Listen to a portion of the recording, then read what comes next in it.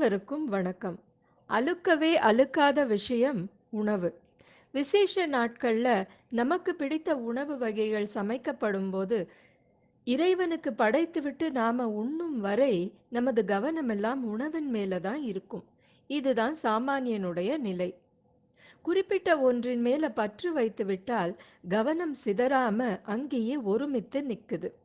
காதல் நினைவில் வாடும் காதலர்களுக்கும் இதுவே பொருந்தும். பிரிவின் ஆற்றாமையை மட்டுப்படுத்த ஒருவரைப் பற்றி ஒருவர் சிந்தித்திருப்பது தித்திப்பு. அன்பிற்குரியவர்களைப் பற்றி பேசிக் கொண்டிருப்பதே ஆனந்தம். இறைவன் ஒவ்வொரு தனிப்பட்ட ஜீவனிடத்திலும் தூய அன்பை பொழிகிறான்.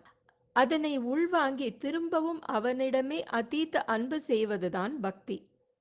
பக்தர்களைப் பற்றி பகவான் சிந்திப்பதும், பகவான் பற்றியே பக்தர்கள் சிந்திப்பதும் அளவிலா ஆனந்தம்.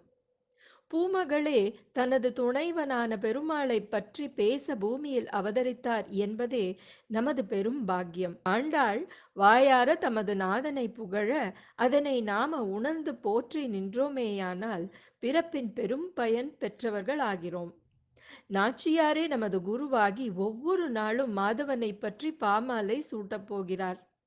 சீடர்களாகி நாமும் அதன் பொருளை நுகர்வோம். மதுரா நகரில் பிறந்தவனை, யமுனை ஆற்றங்கரையில் தவழ்ந்த இடையர் குலத்து விளக்கை, தாயாருக்கு பெருமை சேர்த்தவனை, வயிற்றில் கயிறு கட்டிய சுவடை தரித்ததால் தாமோதரன் என்று பெயர் பெற்றவனை, தூய நீராடி நல் மலர் தூவி வாயார அவன் புகழை பாடி சிந்தையில் அவனையே அலங்கரித்து தியானித்திருக்க சொல்றாங்க.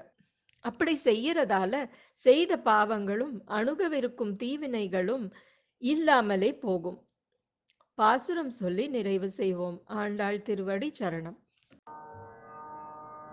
மாயனை மன்னோ வடமதுரை மைந்தனே, தூய பெரு நீர் யமுனை துறைவனை, ஆயர் குலத்தினில் தோன்றும் அணி விளக்கை, தாயை குடல் விளக்கம் செய்த தாமோதரனை, தூயமாய் வந்து நான் தூமலர் தூவி தொழுது வாயினால் பாடி மனத்தினால் சிந்திக்க, போய பிழையும் புகு தருவான் நின்றனவும், தீயினில் தூசாகும் செப்பேலோரெம்பாவாய்.